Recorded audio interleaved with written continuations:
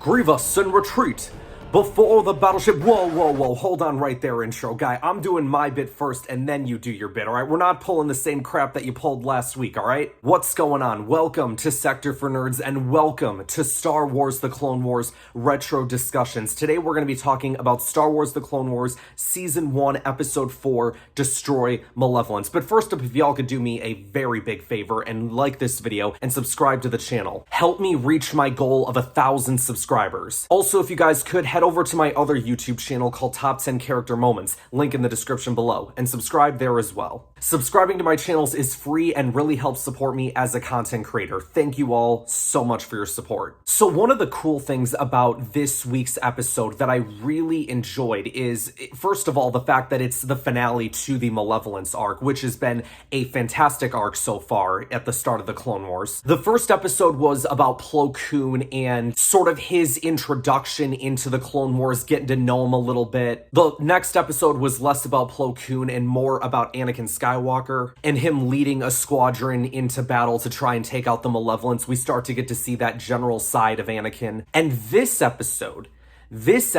focused a lot on not just Anakin Skywalker, but Obi-Wan Kenobi and Padmé Amidala, all of the prequel heroes. The original trilogy was all about Luke, Han, Leia. The prequels were about Anakin, Obi-Wan, and Padme. And how often do we actually get to see those people on screen together, as well as C3PO and R2-D2? In the Clone Wars, you can count it on your hand, like how many times they're all on screen together, because it doesn't happen much. But this episode, it did. And I don't normally talk about the endings to episodes right away, you guys. I kind of like to go in like the chronological order of the episode, but to just skip right to the end for a second, when they show that final shot of all 5 of them standing together, it was like a group portrait, like we see in the original trilogy movies, like at the end of A New Hope and Return of the Jedi with all our heroes there. In Empire Strikes Back, you have that final shot with Luke and Leia and 3PO and R2 standing on the medical ship. It felt very old school in that sense, and that was very much the idea that Dave and George were trying to go for. I watched through the, featurette for this episode, and they talk about trying to, let's kind of kick it old school a little bit with this, especially since we have our entire gang like this together. But let's talk about the episode in its entirety, you guys. This episode was directed by Brian Callen O'Connell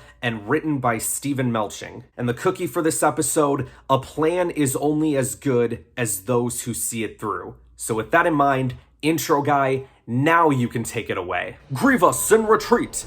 Before the battleship Malevolence could destroy an Outer Rim clone medical base, a Republic strike force under the command of Jedi General Anakin Skywalker crippled the warship, disabling its dreaded ion cannon. Now the Jedi relentlessly pursue the Malevolence. Thank you, intro guy. You see how easy that was? If you just, go along with the script, you know what I'm saying? Makes things go much more smoothly. Much more smoothly. I don't even know if that's a saying. Whatever, you get what I'm trying to say. The episode starts out with the 3 Venators that we see at the end of last episode bombarding the Malevolence with laser fire. They've lost their primary shields and stabilizers, but the ship is so massive, it can take all of the fire that their cannons can give it.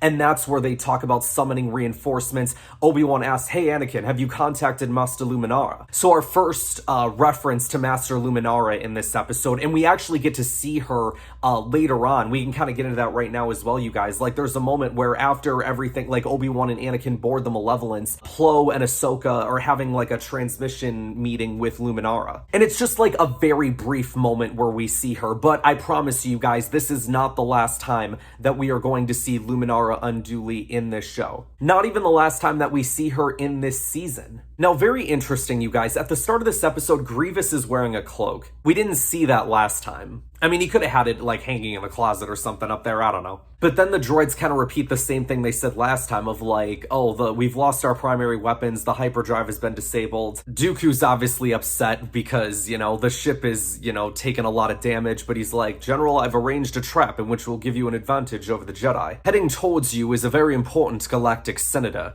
Hold her as your hostage, and they will call off their attack. And who might that important senator be? None other than Padmé Amidala. Voiced by Catherine Taber, we see Padmé in the Clone Wars movie, which I kind of gave my thoughts on the Padmé stuff in that movie, and if you guys wanted to hear all about that, you can go back and watch the Clone Wars movie discussion that I did. We get 3PO in this episode as well, voiced by the legendary Anthony Daniels. I guess they were supposed to have like a meeting with the banking clan or something, them wanting to negotiate a treaty, which I always found interesting when I heard that, because I'm like, but wait a minute, weren't the banking clan people the ones in the micro series that were going up against the Republic, and they were the ones who hired Dirge and tried to have them all killed? But whatever, new show. But of course they fall into the trap and they get in contact with the Jedi, and of course Anakin's like, what are you doing on there, and get out of there now, and he's obviously very upset because his wife is in danger. Now at this point, it's very interesting because I don't think they've ever said on screen that these two are married. Now, obviously, if you've seen the movies, like I'm sure a lot of us did at that time, you already know that Anakin and Padmé are married. But I do find it very interesting that there are certain things that, like,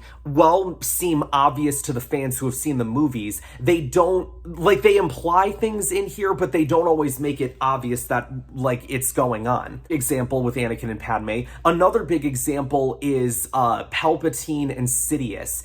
Like, the connection between the two, there's always the implications, but it's never actually said, hey, this connects with this.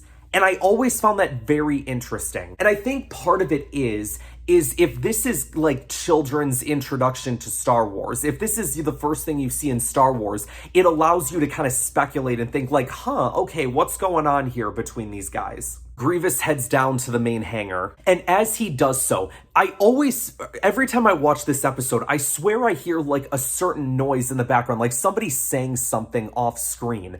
And it wasn't until I watched through the featurette of this episode where I actually figured out, oh my gosh, there is something that's being said.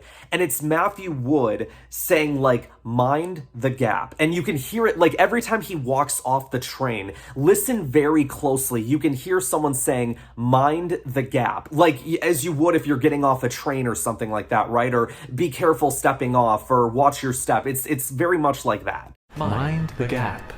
Mind the gap. And you can hear it, like, if you listen for it, it's in there. But Grievous walks onto Padmé's ship. Padmé's already off it, and she's rigged it to explode. Now, shout out to Matthew Wood in this episode, because Matthew Wood was on fire this episode when it came to the comedy Battle Droids. I don't care what anybody says, I love comedy Battle Droids. Like, yeah, they're kind of supposed to be a threat and stuff, but they're also very funny. Like, even in the prequel movies, they're funny too, you know what I'm saying? So, I love the idea of bringing the comedy with those guys in the show. And Grievous, like, knocks them both over to run off the ship, and one of them's just like, hey, that's just rude. Get out of my way!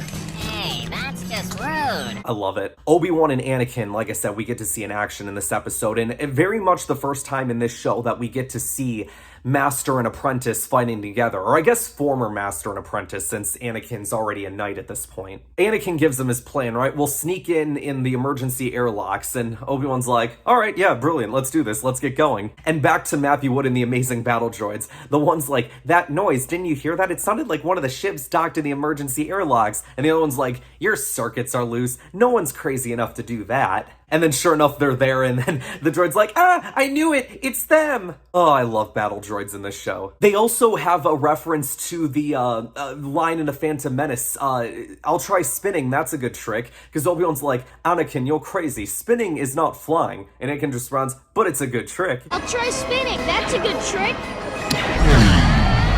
There was so much amazing stuff going on in this episode. So many lines and stuff that we remember from the prequels. This was such a fantastic episode in so many ways. Guard the hyperdrive! I will deal with this Jedi myself! Back away!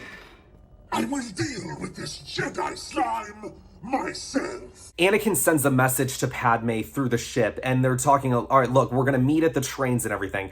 And one of the droids on the bridge is like, look, General, we just detected an unauthorized communication coming from within the ship, but we didn't catch it in time. So then at that point, Grievous says, like, monitor all internal communication. So after they save them later on, and Obi-Wan says, contacts Anakin and says, I'm heading towards the hyperdrive. Grievous picks up on that as like, haha, we'll see how that goes, buddy. Obi-Wan and Anakin start running across the trains, leaping across them, and two of the droids, again, Matthew Wood with the battle droids. Jedi, fire! Oh, wait!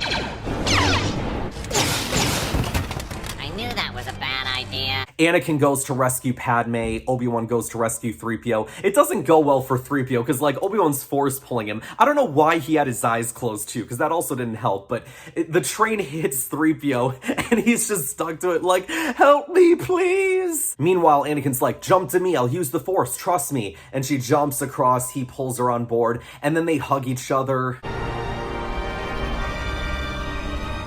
Oh, the things you do to get me alone. Stop talking.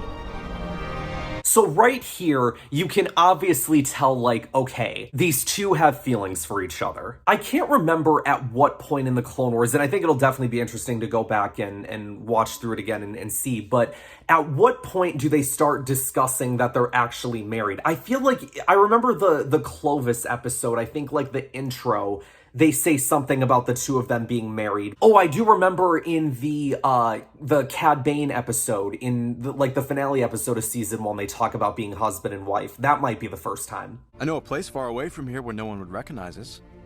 Yeah, it'll be like we're actually husband and wife, instead of Senator and Jedi. But again, I'll have to double check as we go through the series. They're about to kiss, Obi-Wan cockblocks them. Anakin, I got separated from your droid. 3PO. Alright, we gotta talk about that scene where Obi-Wan goes to the hyperdrive, because he's getting there. It just looks like there's two battle droids there. Oh, this is gonna be easy. Nope, it's a trap. All the entrances get surrounded by battle droids, super battle droids. There's a couple of destroyers there as well. And then Grievous jumps down and says the thing.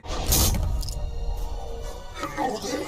He not only said, hello there, but then he also said General Kenobi. He used both lines within the span of 5 seconds. Hello there, General Kenobi.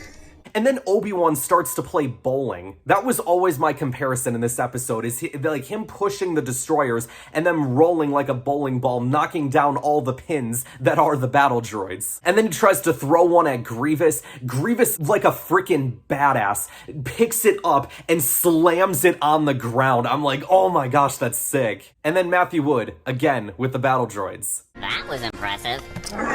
Anakin puts his plan into effect, so they go up, him and Padme go up to the bridge. Anakin has to hotwire the ship and kind of change the Navi computer coordinates. Padme has to do a little bit of house cleaning and clean up the battle droids so they don't know that they were there. And it's definitely one of those moments where, like, this is a pretty risky plan as well, especially because, like, at any moment, Plo and Ahsoka's ships could start opening fire again. The Venators could start opening fire. They even talk about it, right? Like, our ships are in attack position, but the droids are jamming our transmissions. And Ahsoka kind of pleads with Plo, like, we have to give him more time. And Plo's like, I'm not sure we can. And it is that interesting thing, right? Because yeah, it's like, we definitely want our people to get out, but also we can't afford for this ship to get away. Because if it does, they'll just be able to repair it, and then they're back at square one with trying to defeat this thing. There is a little bit of a face-off between Obi-Wan and Grievous. Now, they don't really clash much, but they're running on the trains. I love the music in this scene as well. The music throughout the entire episode was fantastic, but this scene in general, where, like, Grievous is cutting down stuff, and Obi-Wan's like, all right, how do I do this? How do I do this? Oh, high ground. Jumps on the crane, and then he, like, uses the crane, spins around, and drop kicks Grievous. I'm like, yes, high ground, mother effer. They clash sabers, like, once or twice, and then, like, it looks like Grievous is gonna slice him, but then Obi-Wan leaps off the train and jumps onto another one, is like, so long, sucka. The moment, too, where the battle droids try to jump off the train, I don't know what they were thinking there, but that was hilarious. Shout out to Matthew Wood, man. Like I said, battle droids were spot on in this episode. R2 and 3PO have a nice moment reuniting, which is cool. And then, like, all of our heroes reunite. They get on the Twilight. They're getting out of there. Grievous gets in his starfighter and goes after him. The same starfighter that we see in Revenge of the Sith. Obi-Wan said that he was going to contact the fleet, so I think that's why Plo told them to start opening fire, even though Ahsoka had a worried look on her face, like they were still on board. But I don't know what was going on there. When Padme goes on the gun and Obi-Wan says, she seems to know her way around, like, obviously, like, as a kid, that kind of goes over your head, right? But then as, like, you watch the episode more and you get older, and I'm like, oh yeah, I mean, I guess if they are husband and wife, like, maybe there's been a couple moments where Padmé's been aboard the Twilight, you know, little husband and wife date night, you know what I'm saying? I'm sure they probably got busy on there a couple times as well. But it also explains why Padmé was so good at using the turrets on the ship. Well, the droids think, all right, let's charge up the hyperdrive, let's get out of here. Wait a minute, the Navicomputer's sending us into the moon. I thought the line that Grievous said where he's like, I'll meet you at our secret base in Sector 4. I thought that was gonna play, like, more significance later on in the Clone Wars, but I don't know if it ever did. Like, I don't know what is, like what's in Sector 4? What is that supposed to represent? What secret base? You know what I'm saying? Engage the hyperdrive. I'll meet you at our secret base in Sector 4. But after Grievous, it's funny, because Dooku says, like, look, General, we're awaiting the Malevolence at the rendezvous point, and, like, Grievous, knowing that the ship is gonna get destroyed and he's completely screwed, he just turns off the transmission. And the battle droid that's with Dooku's like, the transmission's been cut off, sir. I think the General did it himself. The transmission has been cut off, sir. I think the General did it himself.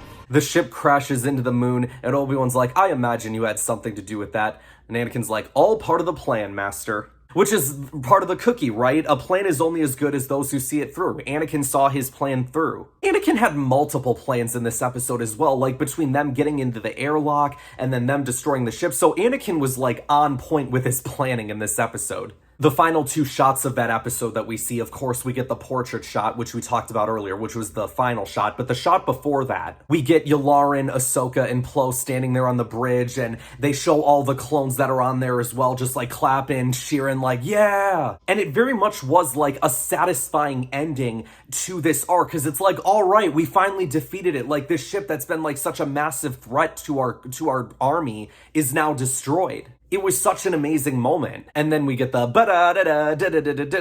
and you know how the rest goes. Yeah, I loved all of the episodes that we've watched so far, you guys, but I think this one so far is my favorite. Now, next week's episode, I cannot wait for, because that's an episode that, like, at the start, it wasn't one of my favorite episodes, but as time has gone on with the Clone Wars and the older I've gotten, the more it's become one of my favorite episodes of season 1. So yeah, you guys, make sure you guys are staying tuned for that next week. Overall, you guys, again, another good, I know I'm probably going to say this a lot in the Clone Wars, but again, another really good episode. Like, I love this show so much. But this episode, like I said, it just had so much in it. It had the comedy battle droids, just like so many funny moments throughout this episode. We had all the iconic lines, hello there, spinning is a good trick, General Kenobi. We get a cameo from Luminara. We get Obi-Wan playing bowling with battle droids. There's just so much to love about this episode. You guys will have to let me know in the comments below what you guys thought of this episode and what you guys have been thinking about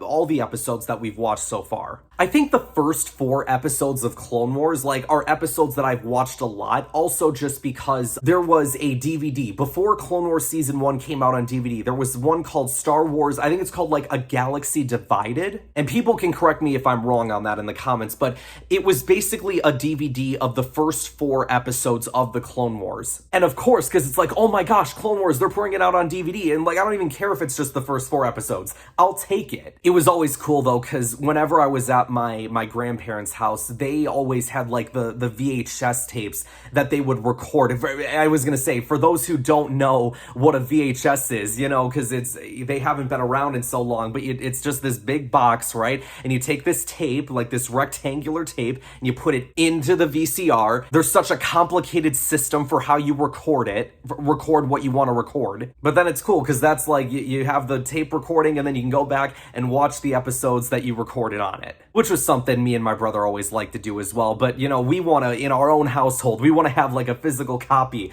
of something, of a DVD that we can just put in at any time and start watching episodes. I think there was another DVD that they made as well called, before they brought out season 1 in its entirety, but I can't remember what it was called, and I never had possession of it, but it had the Rookies episode, which is the next episode that we're going to be talking about. And then I think it was like the 3 Ryloth episodes. Again, people can correct me if I'm wrong. That was one that I never had possession of. But yeah, there you go. Little tidbit of information for you. All right, you guys, that's going to wrap us up for this week. Thank you guys so much for watching. Make sure to like this video, subscribe to the channel, share this video with others to help support the channel, and I will see you guys next time.